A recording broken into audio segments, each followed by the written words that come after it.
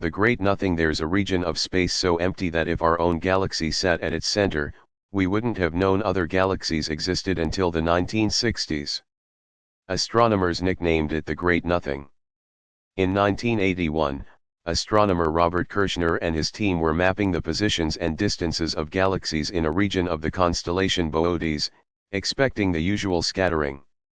Instead, they found almost nothing, a roughly spherical region of space about 330 million light-years across, containing far fewer galaxies than any surrounding region should statistically have. They called it the Boötes void.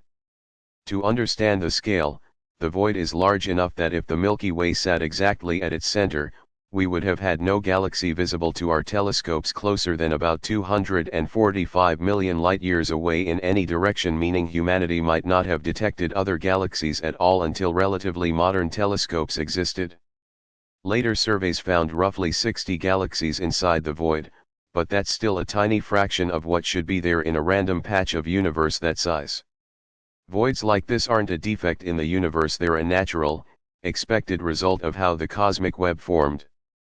Matter in the early universe wasn't spread perfectly evenly, slightly denser regions pulled in more material through gravity over billions of years, forming the galaxy filaments and clusters we've covered before, while the less dense regions between them got progressively emptier as that same gravity pulled material away toward the denser areas.